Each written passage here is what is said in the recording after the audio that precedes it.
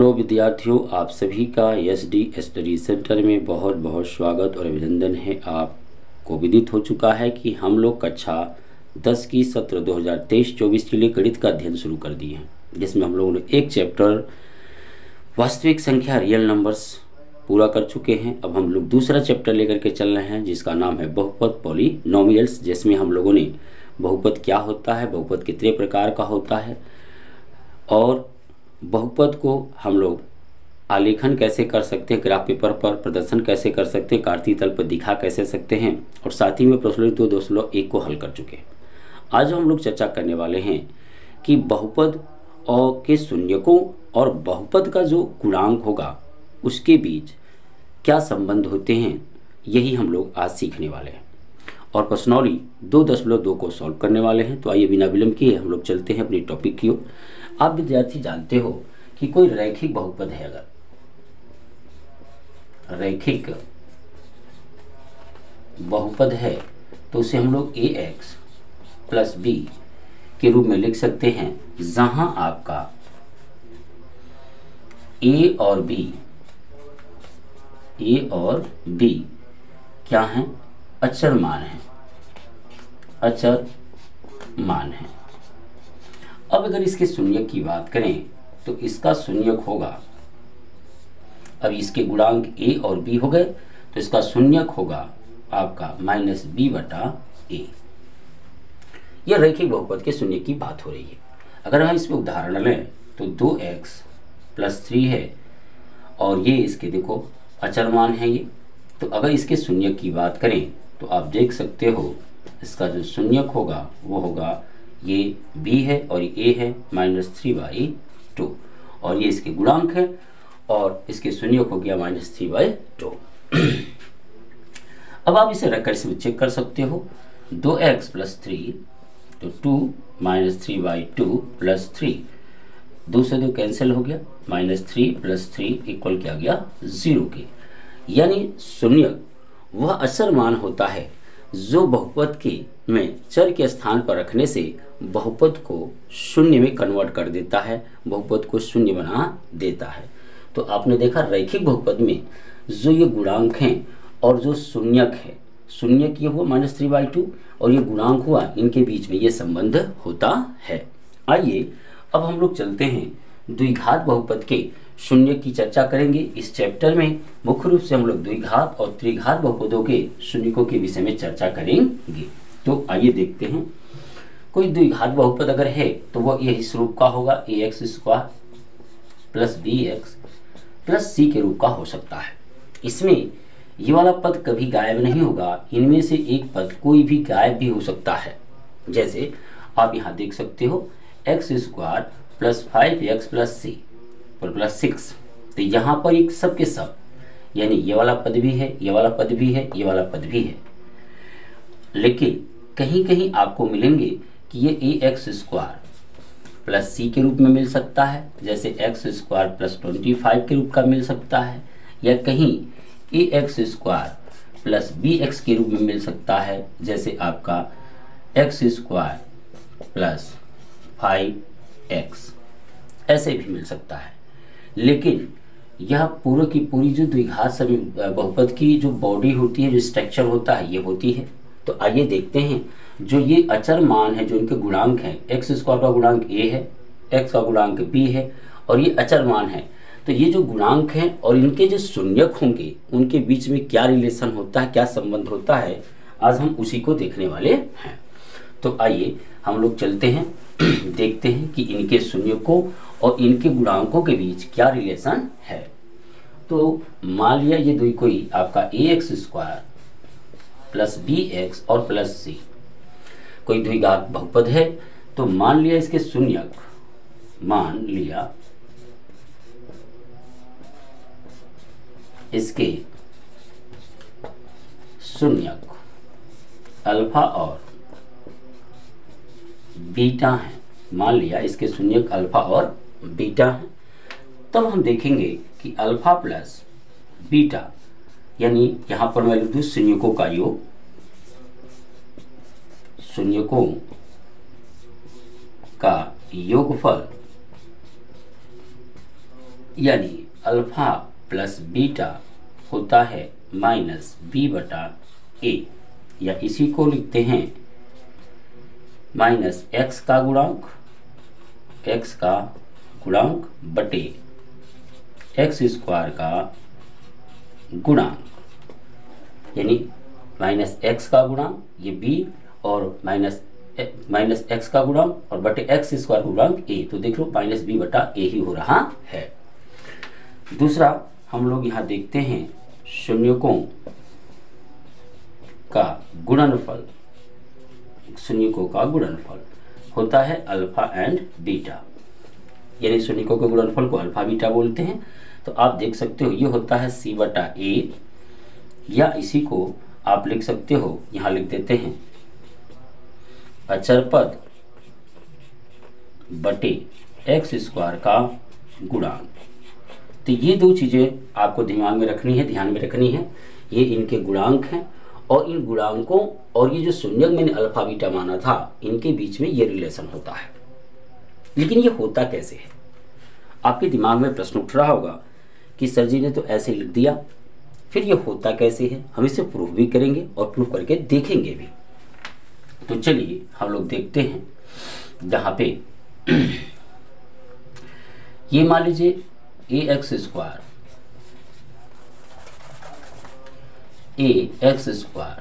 Plus B x plus C, ये अपना बहुपद है। तो अब अगर हम देखें तो के कांस्टेंट ले लेते हैं, तो हमारा x माइनस अल्फा और यहाँ x माइनस बीटा के बराबर होगा, x माइनस अल्फा और x माइनस बीटा के बराबर होगा। ऐसा हम लोग कक्षा 9 में सीख चुके हैं। अब जो है आगे चलें तो A x square plus B x plus C है और ये के बाहर रहेगा। अब x से x में गुणा कराएंगे तो ये हो जाएगा x square minus alpha x minus beta x, और यहाँ हो जाएगा माइनस माइनस का प्लस अल्फा इंटू बीटा के। ये हो जाएगा A x square plus B x, इसी के बराबर चलेगा प्लस सी, ये हो गया के एक्स स्क्वायर, यहाँ से x कॉमन कर लें तो हो जाएगा x और फिर के अल्फा प्लस बीटा के, अल्फा प्लस बीटा के, और ये प्लस के अल्फा और बीटा। यहाँ देख सकते हैं इस एक्स स्क्वायर का जो गुणांक के है, यहाँ एक्स स्क्वायर का गुणांक ए है, इसका मतलब के बराबर ए के हो जाएगा। यहाँ पर देख सकते हो आप कि आपका ये एक्स का गुणांक के अल्फा प्लस बीटा है माइनस के साथ, लेकिन यहाँ प्लस के साथ तो हम लिख सकते हैं कि माइनस के अल्फा प्लस बीटा बराबर बी के। तो ये माइनस के साथ उधर जाएंगे सिंबल लिख करके, ए अल्फा प्लस बीटा बराबर बी बटा माइनस के। तो अल्फा प्लस बीटा बराबर हो जाएगा के जगह क्या रख सकते हैं ए, तो माइनस का बी बटा ए। ऐसे ही हम लोग ये सूत्र प्राप्त किए हैं। अब आपको समझ में आकर क्या होगा कि हम लोग शून्यकों का योगफल alpha plus beta minus b बटा ए क्यों लिख रहे हैं। चलिए अब देखते हैं कि शून्यकों के गुणनफल का जो हमने लिखा था सी बटा ए, उसको प्राप्त करते हैं, उसको प्रूफ करते हैं कि हाँ जो हमने लिखा था वो सही है। तो चलिए यहाँ पे आप देख सकते हो ये जो सी वाला पद है वो के अल्फा बीटा के है, तो हम लिखेंगे कि अल्फा बीटा बराबर किसके हो जाएगा भाई सी के। तो अल्फा बीटा बराबर जो होगा सी बटा के होगा, और के का मान हमारे पास ए है, तो अल्फा इंटू बीटा बराबर हो जाएगा सी बटा ए। तो ये देख सकते हो हम लोगों ने इसे प्रूफ भी कर दिया कि ये फार्मूला ऐसा होता कैसे है। अब आइए कुछ उदाहरणों के साथ हम इसे समझते हैं और समझने के बाद हम लोग अपने प्रश्नावली पर चलते हैं। तो विद्यार्थियों हम लोग सीख रहे हैं बहुपद, और बहुपद में हम लोग आज जो चर्चा कर रहे हैं द्विघात बहुपद के शून्यकों और उनके गुणांकों के बीच में रिलेशनशिप स्थापित कर रहे हैं और देख रहे हैं। एक्स स्क्वायर 11x और धन 28 ये। अब आप देख सकते हो ये आपका एक द्विघात बहुपद है। अब हम इसका फैक्टर करें पहले, तो आप देखोगे गुणा करने पर हमारा 28 होना चाहिए और जोड़ने घटाने पे 11। तो आप देखोगे x square plus 7x plus 4x plus 28, 7 4 11 और 7 चौक 28। तो ये x square plus 7x 1 bracket में और आप 4x प्लस 28 एक ब्रैकेट में ले सकते हैं, क्योंकि ऐसा आपका छानों में कर चुके हैं। अब यहाँ से x कॉमन करेंगे तो ये हो जाएगा x प्लस 7, यहाँ से आपका 4 कॉमन हो जाएगा तो ये हो जाएगा x प्लस 7। अब x प्लस 7 दोनों जगह है तो ये x प्लस 7 कॉमन हो जाएगा और ये हो जाएगा x प्लस 4। अगर आप शून्य की बात करें तो x प्लस 7 इक्वल 0 के तो x बराबर -7 के, x प्लस 4 इक्वल 0 के तो x बराबर -4 के, यानी -7 और -4 इसके क्या हो गए, शून्यक हो गए। अब आप देखो ध्यान से, वो फार्मूला जो हम लोगों ने अभी डेरिवेट किया शून्यकों के योगफल, तो शून्यकों का जो योगफल होगा वो फार्मूले के हिसाब से देखें तो -b/a होता है।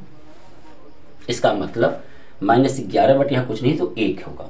और यहाँ आप जरा देखो -7, ध्यान दो आपका -11/1 यानी -11 के। अब ये जो शून्यक मिले हैं इनका भी योगफल देखो,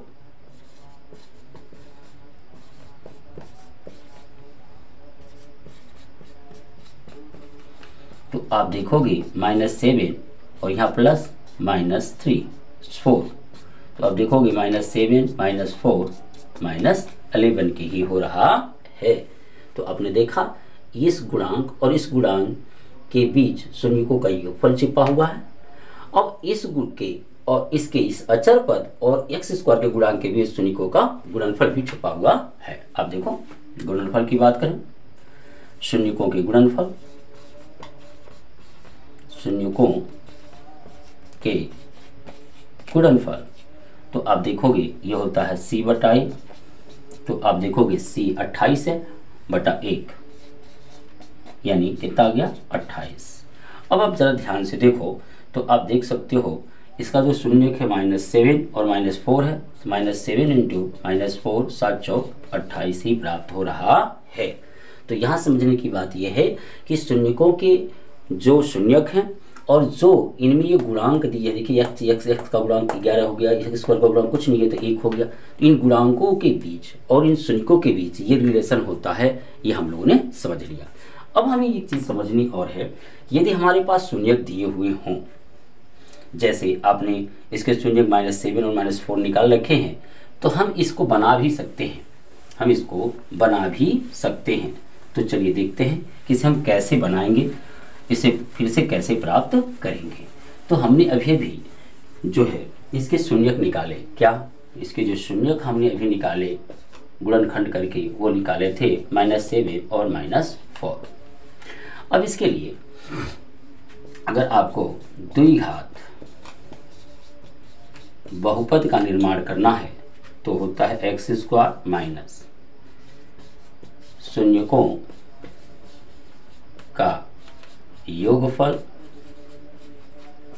फिर यहाँ x प्लस शून्यकों का गुणनफल, शून्यकों का गुणनफल। तो ये आपके हो गए। तो अभी आप देख सकते हो x² माइनस शून्यकों का योगफल करेंगे तो -7 और -4, यहाँ प्लस लगाएंगे, प्लस माइनस का माइनस हो जाएगा, ये आ गया x, और शून्यकों का गुणनफल -7 इंटू -4। अब इसे सॉल्व कर दो तो x², ये 7 4 11 होंगे, -11 और ये माइनस का प्लस 11 के, और ये x और ये प्लस माइनस माइनस का प्लस 7 चौक 28, फिर से हमें वह बहुपद प्राप्त हो जाती है। तो यदि हमको शून्यक पता हो तो हम उनके योगफल और गुणनफल को इस तरह से रख करके फिर से उस द्विघात बहुपद को प्राप्त कर सकते हैं। अभी तक ये चर्चा रही द्विघात बहुपद की। अब हम कुछ चर्चाएं और भी यहाँ करेंगे। मैं अब आपको एक दूसरे मेथड से द्विघात बहुपद को प्राप्त कैसे करेंगे अगर शून्यक दिए हों। तो आपकी इसकी जो तुलना है हम लोग ax² plus bx plus c से की तुलना ax² plus bx plus c से करने पर अब हम लोग यहाँ पर सबसे पहले a का मान निकालेंगे। हमें पता है कि इसके शून्यक जो इसके शून्यक हैं वो हमने भी निकाला है -7 और -4 को। तो अब जरा देखते हैं शून्यकों का योगफल, शून्यकों का योगफल आपका हो जाएगा -b/a। तो यहाँ पर -7 यहाँ प्लस रखेंगे प्लस -4 और यहाँ b आप देख सकते हो ये b है बटा a है। अब ये हो जाएगा आपका -11/1 लिख सकते हो और यहाँ हो जाएगा -b/a। ऋण से ऋण कैंसिल कर दो तो आपको मिलेगा ऊपर वाला देखते हो b और यहाँ 11 लिखा है, इसका मतलब b बराबर आपका 11 और यहाँ a लिखा है और 1 लिखा है मतलब a बराबर 1। तो हमें b और a के मान मिल गए। अब c का मान निकालना है तो शून्यकों के गुणनफल, शून्यकों के गुणनफल की बात करेंगे तो आप देख सकते हो कि -7 × -4 बराबर हो जाएगा किसके, या यहाँ लिख दें फार्मूला c/a। तो आप लिख सकते हो c/a यहाँ और यहाँ 7 चौक 28/1 कर सकते हैं और c/a। तो ऊपर वाला यानी c का जो मान आया अपना वो 28 और a का मान कितना आया 1 आया। तो इस तरह से आप देख सकते हो हमने यहाँ पर a, b और c के मान क्या किए हैं, फाइंड कर लिए हैं। अब जब a और b, c के मान हमने निकाल लिया तो अब हम क्या करेंगे, इस a, b, c के मान इस वाला जो स्ट्रक्चर है द्विघात बहुपद वाले में यहाँ पर रख देंगे तो हमें फिर से वही जो ये x² प्लस 11 प्लस 28 जो हमारा द्विघात बहुपद है वो प्राप्त हो जाएगा। तो देखो a के जगह क्या रखना 1, 13 जगह x², b की जगह क्या रखना है आपको 11, तो जगह 11x, c की जगह कितना रखना है आपको 28, तो ये रख दिया हमने 28। तो इन दोनों तरीकों से आप द्विघात बहुपद प्राप्त कर सकते हो यदि शून्यक दिए गए हैं तो हमने अभी भी देखा कि द्विघात बहुपद के शून्यकों और उन शून्यकों के साथ उन बहुपद में दिए गए जो गुणांक हैं x के, उन गुणांकों के बीच क्या रिलेशन होता है हम लोगों ने अभी भी समझा। अब हम थोड़ी चर्चा करेंगे त्रिघात बहुपदों के शून्यकों और उन शून्यकों के गुणनफल और योगफल के बीच जो रिलेशन होता है, संबंध होता है, उसको हम लोग देखेंगे। मान लीजिए कोई त्रिघात बहुपद ax² plus ax³ plus bx² plus cx plus d है। तो कोई भी त्रिघात बहुपद इस रूप का होता है। तो इस रूप का है, इसमें मान लिया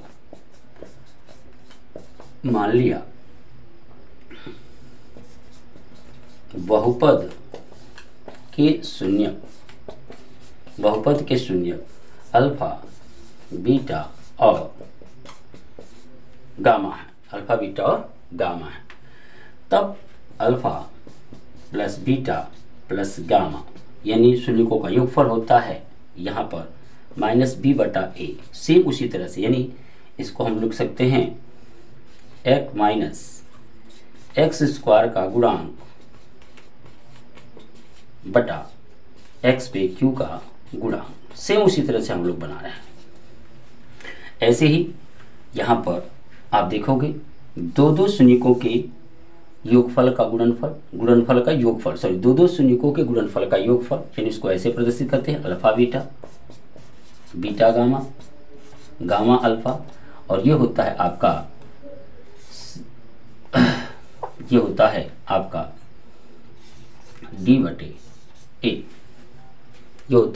d/a, नहीं सॉरी c/a होता है,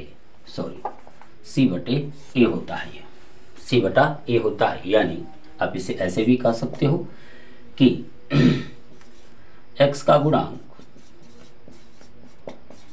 बटे x पे q का गुणांक। और फिर शून्यकों का गुणनफल की बात करें, अल्फा बीटा गामा की बात करें, तो ये होता है माइनस के डी बटा ए, यानी इसे आप लिख सकते हो इस तरह से कि माइनस अचर पद और बटा x पे q का गुणांक।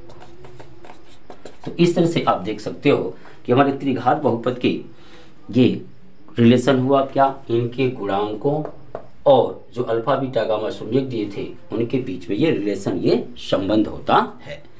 अब आप खुद इसे प्रूफ करिएगा कि ऐसा कैसे होता है। अगर आप प्रूफ नहीं कर पाइएगा तो हमें बताइएगा, मैं इसे प्रूफ करके आपको दिखा दूंगा कि वास्तव में इतना ही होता है। जैसे मैंने द्विघात बहुपद के को प्रूफ करके दिखाया कि उसके फार्मूले ऐसे कैसे बनते हैं, वैसे ही आप इसको भी प्रूफ कर सकते हो। तो चलिए विद्यार्थियों, हम लोग अब इस योग्य हो चुके हैं कि अब प्रश्नावली 2.2 को सॉल्व कर सकते हैं। तो मैं बिना विलंब के चलता हूं अपनी प्रश्नावली 2.2 को और देखते हैं कि क्या प्रश्न हमसे पूछे गए हैं। तो विद्यार्थियों, हम लोग पहुंच चुके हैं प्रश्नावली 2.2 पे। तो मैं पहला प्रश्न आपको पढ़ के सुनाता हूं। निम्न द्विघात बहुपदों के शून्य ज्ञात कीजिए। निम्न द्विघात बहुपदों के शून्य ज्ञात कीजिए और शून्यकों तथा गुणांकों के बीच के संबंध की सत्यता की जांच कीजिए। तो कुछ हमको द्विघात बहुपद दे रखे हैं और उनके पहले तो हमें शून्य ज्ञात करने हैं और शून्य ज्ञात करने के बाद उन शून्यकों तथा गुणांकों के बीच सत्यता की जांच करनी है। तो कुल मिला के पहले में कुल 6 क्वेश्चन दिए हैं। मैं 1, 2, 3 क्वेश्चन करके आपको दिखाता हूं और फिर आप उसी तरह से बाकी शेष क्वेश्चन करिएगा। तो जो पहले का पहला क्वेश्चन है वो ये है x² माइनस 2x माइनस 8। ये आपके पहले का पहला क्वेश्चन है। तो आप देख सकते हो हम लोग कक्षा 9th में फैक्टर मेथड से इसके गुणनखंड करना सीखा था, फैक्टर करना सीखा था, यानी गुणनखंड करना सीखा था।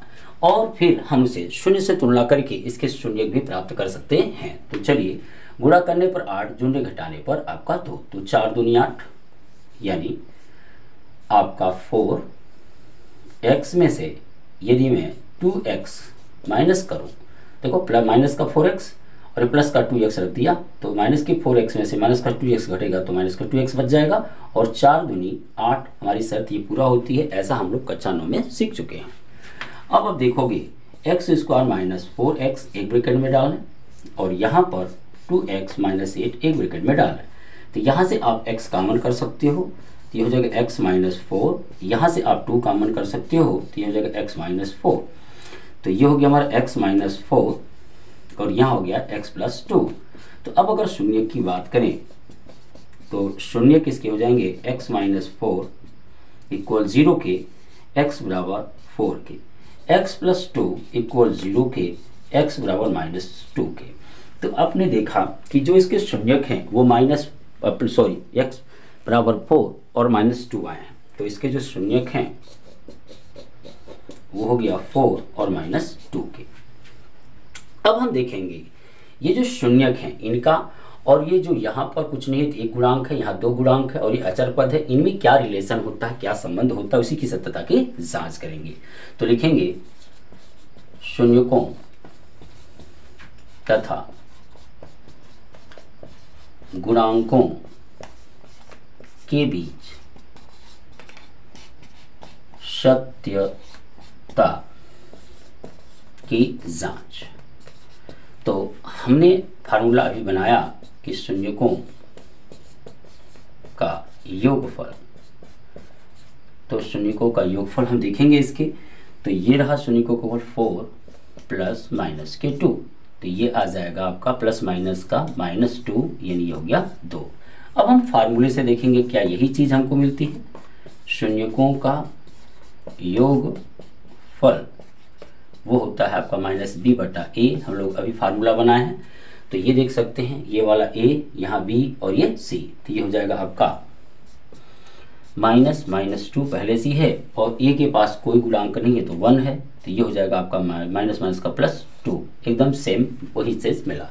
यानी शून्यकों का जो योगफल है वो फार्मूले से भी वही मिला और हमने जो शून्यकों को जोड़ा तब भी वही मिला। यही शून्यकों के गुणांक बहुपद के गुणांक और शून्य के बीच में योगफल की सत्यता की जांच हुई।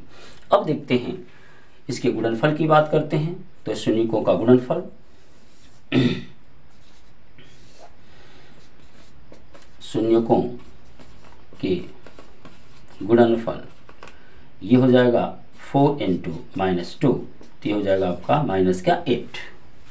अब हम फार्मूले से देखें तो शून्यकों का योगफल, अब फार्मूले से देख सकते हो तो ये हो जाएगा आपका c/a, और आप देख सकते हो c का मान यहाँ पर है -8 और a का मान है 1, तो ये हो गया -8। तो ये रही आपके बहुपद, द्विघात बहुपद के गुणांक और शून्यकों के बीच सत्यता की जांच। तो इस तरह से ही आपको अन्य क्वेश्चन को करने हैं। साथियों, पहले का पहला हम लोगों ने सॉल्व कर लिया। अब हम देखते हैं पहले क्वेश्चन का दूसरा क्वेश्चन हमें क्या दे रखा है। दूसरा क्वेश्चन दे रखा है कि यहाँ पर लिखा है पहले का दूसरा क्वेश्चन, ये है आपका 4s² माइनस 4s और प्लस का 1, ये दे रखा है। ये x के जगह पर s दे रखा है, कोई हमें प्रॉब्लम नहीं होनी चाहिए, क्योंकि जैसे x है वैसे ही s है। अब इसकी शर्त क्या है कि यहाँ पर अगर कोई अंक है और यहाँ पर अंक है, इन दोनों का पहले गुणा कराते हैं, 4 × 9 4 होता है। अब हमारा शर्त ये है कि गुणा करने पर हमारा 4 आना चाहिए, जोड़ने घटाने पे 4, तो 2 × 2 तो हमें 4 मिल जाएगा, और 2 धन 2 भी हमें क्या होगा 4 मिलेगा। तो यहाँ पर हम 2 धन 2 लिख सकते हैं, लेकिन ऐसा रखना है ताकि माइनस के साथ 4s आवे। तो ये हो गया 4s² minus 2s minus 2s plus 1। तो आप देख सकते हो ये माइनस के 2s मिलकर 4x हो जाएंगे और 2 दूनी 4 के भी हो जाएंगे। यहाँ से अगर आप कॉमन निकालो तो 2s कॉमन हो जाएगा, यहाँ बचेगा 2s माइनस के 1। यहाँ आप देखो तो यहाँ पर कुछ नहीं है तो 1 कॉमन, बाहर ऋण अंदर का चिन्ह बदल जाएगा, ये हो जाएगा 2s माइनस के 1। तो यहाँ से 2s माइनस 1 बाहर आ जाएगा और यहाँ पे 2s माइनस 1 बाहर आ जाएगा। तो आप देख सकते हो, अब इसके शून्य निकालो 2s माइनस 1 = 0 के, तो ये हो जाएगा 2s बराबर 1 के और s बराबर आपका हो जाएगा 1/2 के। ऐसे ही ये टाइप नहीं है, s है, ये 2s माइनस 1 बराबर 0 के और ये 2s बराबर 1 के, s बराबर 1/2 के। तो देख सकते हैं इसके 2 शून्य का है, 1/2 और 1/2। अब हम देखते हैं कि ये जो गुणांक हैं और इनका जो ये शून्यक आया है, इनके बीच की सत्यता की जांच करते हैं। तो लिखते हैं शून्यकों और गुणांकों के बीच सत्यता की जांच। तो शून्यकों और गुणांकों की बीच सत्यता की जांच करनी है।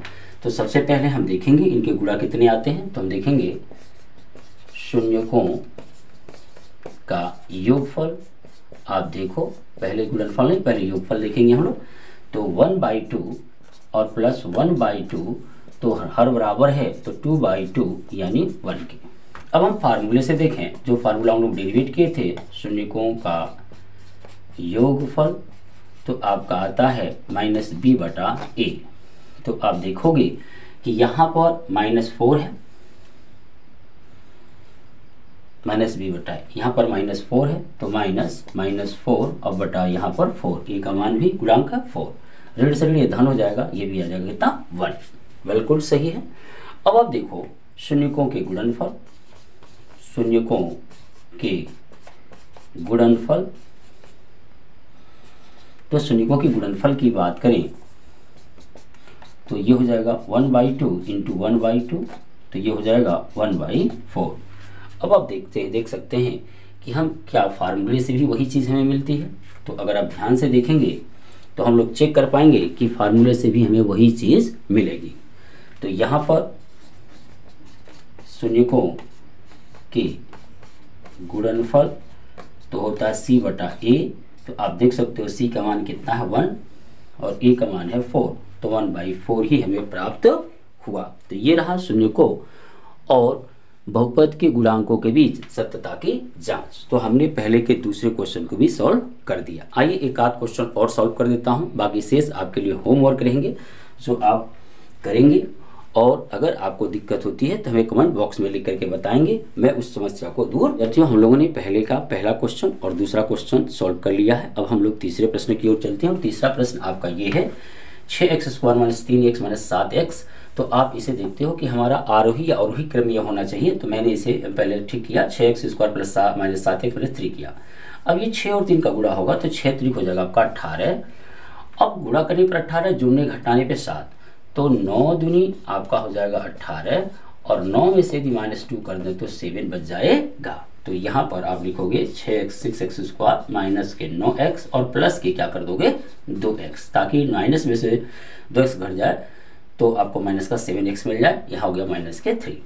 यहाँ से आप डायरेक्ट कॉमन कर सकते हो, देखो 3 या x दोनों कॉमन है तो 3x कॉमन कर लेंगे, तो यहाँ बचेगा 2x, और यहाँ 3 3 के 9 3, और यहाँ से आप कुछ नहीं कर सकते हो तो एक कॉमन कर सकते हो 2x - 3 के।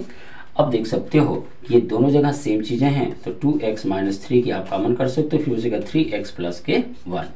अब इसके शून्य की बात आप करो तो इसके शून्य क्या हो जाएंगे, ये हो जाएगा 2x - 3 बराबर 0 के, तो 2x = 3, तो x बराबर 3/2।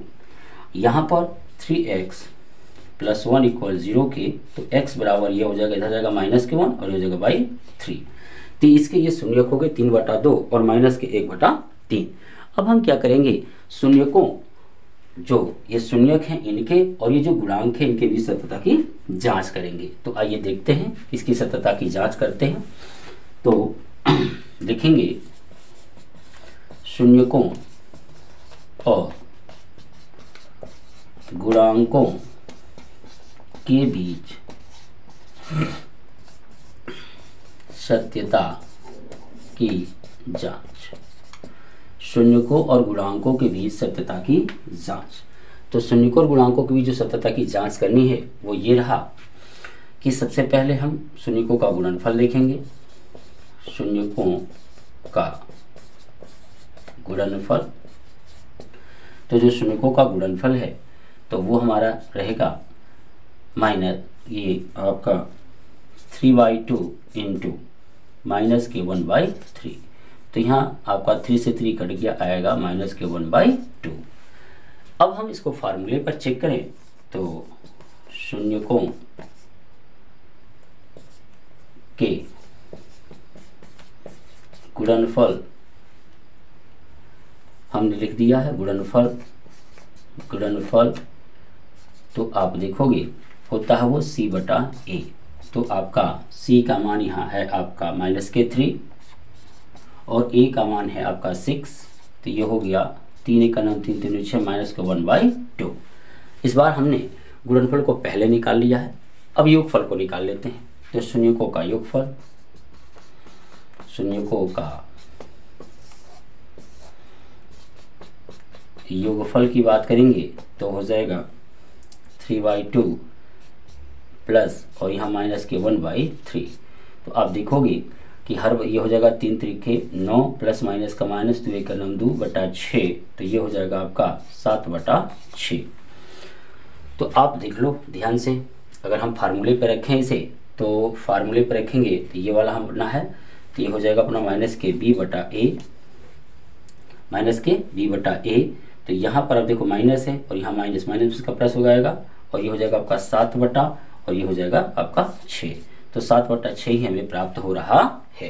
तो इस तरह से आपने देखा कि हमने 3 क्वेश्चन आपको पहले प्रश्न के करके दिखाए। इसी तरह से आप शेष क्वेश्चन को करिएगा। अगर आपको कहीं दिक्कत होती है तो आप कमेंट बॉक्स में ज़रूर लिखिएगा। अब चलते हैं हम लोग अपने अगले प्रश्न की ओर।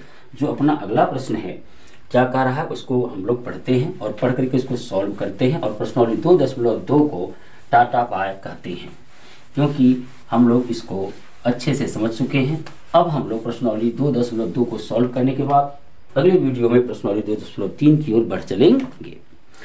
यहाँ पर दूसरा क्वेश्चन है कि एक द्विघात बहुपद ज्ञात कीजिए जिसके शून्यकों का योग तथा गुणनफल क्रमशः दी गई हैं। यानी कहने का तात्पर्य है कि यहाँ पर कुछ शून्यक दिए गए हैं जिनकी सहायता से हमें द्विघात बहुपद बनाने हैं। शून्यक के योग और गुणनफल दिए गए हैं। तो मान लिया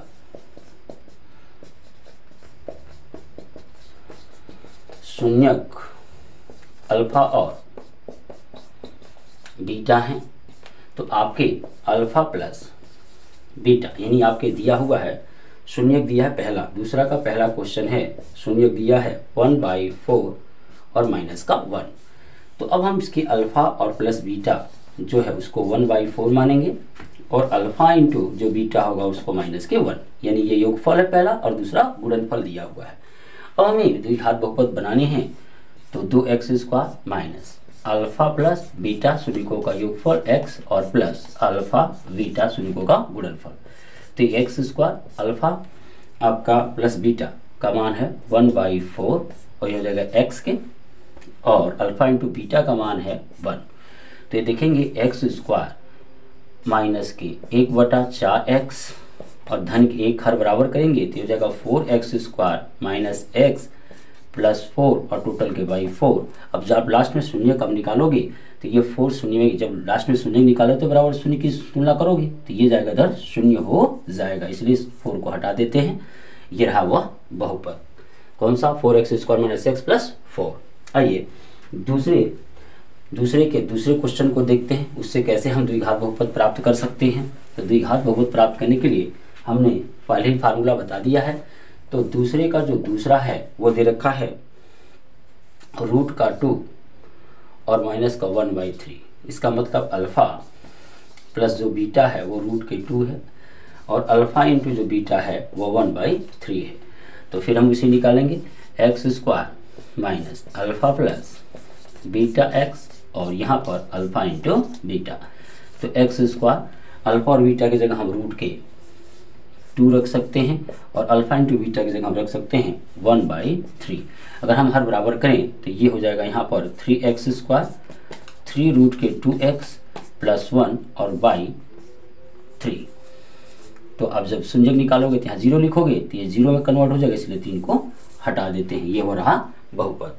आइए दूसरे के तीसरे क्वेश्चन को देखते हैं, उससे हम लोग कैसे किसी बहुपद का निर्माण कर पाएंगे जो शून्यकों के योगफल और गुणनफल दिए हुए हैं। तो दूसरे का जो तीसरा है वो है 0 और √5, 0 और √5। अब हम देखेंगे इसका मतलब अल्फ़ा और बीटा जो है 0 है और अल्फ़ा प्लस बीटा 0 है, अल्फ़ा इंटू बीटा जो है √5 है। तो फिर हम वही फार्मूला लिखेंगे, क्या x² अल्फ़ा प्लस बीटा फिर x फिर अल्फ़ा इंटू बीटा। ये x² अल्फ़ा बीटा की जगह 0 रखेंगे गुणे x और अल्फ़ा बीटा जो है √5, तो ये 0 कन्वर्ट हो जाएगा, ये बचेगा x² प्लस √5। तो ये रहा इसका बहुपद जिसका योगफल 0 और गुणनफल √5 दिया हुआ है।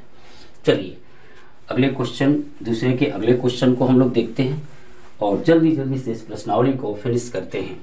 अगला है आपका दिया है जो चौथा है, वो चौथा दे रखा है ये 1 और 1। इसका मतलब अल्फ़ा प्लस बीटा का मान आपका 1 है, योगफल दिया है, और अल्फ़ा इंटू बीटा का मान भी 1 है। तो फिर फार्मूले पर रख दीजिए ना, x² minus alpha plus beta, यहाँ x और यहाँ अल्फ़ा इंटू बीटा। तो ये हो गया x² अल्फ़ा प्लस बीटा की जगह 1 रखेंगे तो यहाँ 1 रखेंगे तो x ही रहेगा, और अल्फ़ा इंटू बीटा की जगह भी 1 रखेंगे तो यहाँ 1 रहेगा। ये रहा वह बहुपद जिसके शून्यकों का योगफल 1 और गुणनफल भी 1 है। आइए जल्दी से अगला प्रश्न भी हम लोग कर लेते हैं, जल्दी इस प्रश्नावली को फिनिश करते हैं ताकि हम लोग नेक्स्ट वीडियो में अगले प्रश्नावली को पढ़ सके। आपका पांचवा जो दे रखा है दूसरा का वो है माइनस का 1/4 और 1/4 प्लस का। तो आप देख सकते हो इसका अल्फ़ा और प्लस बीटा का मतलब माइनस के 1/4, अल्फ़ा इंटू बीटा का मान भी 1/4 है। तो हम रखेंगे x² minus alpha plus beta x और यहाँ अल्फ़ा इंटू बीटा की बात करेंगे तो हो जाएगा x² minus alpha plus beta, जहाँ है वहाँ रखेंगे माइनस के 1/4, तो ये माइनस और ये माइनस प्लस हो जाएगा, प्लस का 1/4x और यहाँ पर रखेंगे तो 1/4। अब यहाँ हर अगर बराबर करें तो हो जाएगा 4x² प्लस x प्लस 1 और टोटल के बाई 4। अब जब शून्य निकालोगे तो ये शून्य में कन्वर्ट हो जाएगा, इसलिए इस 4 को हटा देते हैं, 4x² प्लस x प्लस 1। इस तरह से हमने प्रश्नावली 2.2 के दूसरे के पांचवें क्वेश्चन को भी हम लोगों ने सॉल्व कर दिया। अब लास्ट क्वेश्चन पांचवा का जो छठा बचा है तो उसको भी हम लोग कर लेते हैं। तो वो आप देख सकते हो, वो छठा क्वेश्चन है, इसका जो योगफल गुणनफल है 4 और 1 दे रखा है। इसका मतलब अल्फा प्लस बीटा का जो मान है 4 है और अल्फा इंटू बीटा का मान कौन है 1 है। तो यहाँ पर x square minus alpha plus beta x plus alpha into beta, ये x square alpha plus beta हो जाएगा 4x हो जाएगा और यहाँ अल्फा इंटू बीटा हो जाएगा 1। तो ये हो गया ये द्विघात बहुपद। तो आप देख सकते हो कि हमने प्रश्नावली 2.2 को चुटकी बजाते हुए सॉल्व कर लिया और इसके कंसेप्ट भी समझे। तो नेक्स्ट वीडियो में हम लोग मिलते हैं, प्रश्नावली 2.3 को सॉल्व करेंगे और त्रिघात बहुपद के विषय में चर्चा करेंगे। उनके शून्यक और उनके गुणांकों के बीच जो संबंध है उसकी भी सत्यता की जांच करेंगे। इस तरह से धीरे धीरे ऐसे ही हम लोग प्रश्नावली 2.3, 2.4 उसके बाद बहुपद भी फिनिश हो जाएगी, फिर हम लोग नेक्स्ट चैप्टर पर आ जाएंगे। तो विद्यार्थियों, अगर वीडियो आपको पसंद हो तो अपने मित्रों में शेयर करें, लाइक करें और हमारे साथ चैनल पर बने रहें और मुफ्त में इस तरह से सीखते रहें। और कोई कमी है तो उसे आप कमेंट बॉक्स में हमें बताएं, तो मैं उसमें और सुधार करूँगा। तो फिर मिलते हैं अगले वीडियो में, तब तक के लिए मैं आपसे इजाज़त लेता हूँ।